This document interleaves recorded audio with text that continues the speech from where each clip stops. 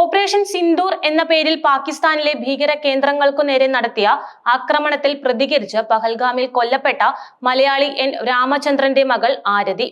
തനിക്കും കുടുംബത്തിനുമുണ്ടായ നഷ്ടം നികത്താനാകാത്തതാണെങ്കിലും ഇന്ത്യയുടെ തിരിച്ചടിയിൽ സന്തോഷവും അഭിമാനവും തോന്നുന്നുണ്ടെന്ന് ആരതി പറഞ്ഞു. നമുക്ക് വേണ്ടി രാജ്യം ഇത് ചെയ്യുമെന്നത് സന്തോഷകരമാണ്.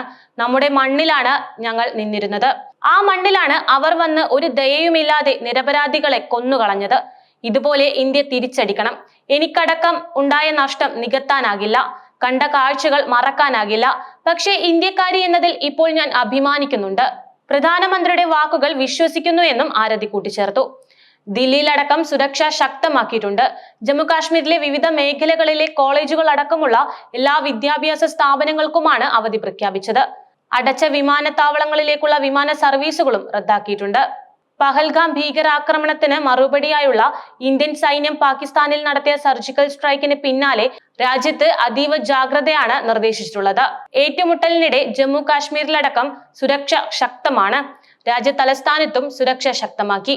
കൂടുതൽ കേന്ദ്രസേനയെ ദില്ലിയിൽ വിന്യസിച്ചിട്ടുണ്ട്. ദില്ലിയിലെ ലാൽ ചൌക്കിലും സുരക്ഷ ശക്തമാണ്. ജമ്മു കാശ്മീർ മേഖലയിലെ അടക്കം 10 വിമാനത്താവളങ്ങളാണ് സുരക്ഷാ മുൻകരുതലിന്റെ ഭാഗമായി അടച്ചത്. ശ്രീനഗർ, ജമ്മു, ധരംശാല, അമൃത്സർ, ലേ, ജോധ്പൂർ, ഭുജ്, ജാംനഗർ, ഛത്തീഗഡ്, രാജ്കോട്ട് എന്നീ വിമാനത്താവളങ്ങളാണ് അടച്ചത്. അതേസമയം ശ്രീനഗർ വിമാനത്താവളത്തെ പാക് സേന ലക്ഷ്യം വെച്ചതായുള്ള റിപ്പോർട്ടുകൾ അടിസ്ഥാനരഹിതമെന്ന് കേന്ദ്രം അറിയിക്കുകയും ചെയ്തു.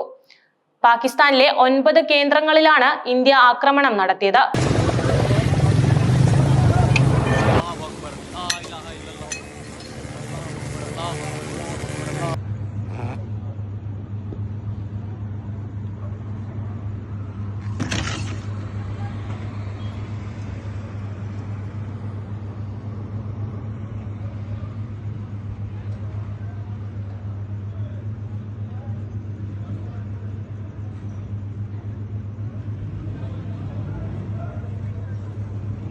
ഭീകരരുടെ കേന്ദ്രങ്ങളിലേക്കായിരുന്നു ഈ ആക്രമണം.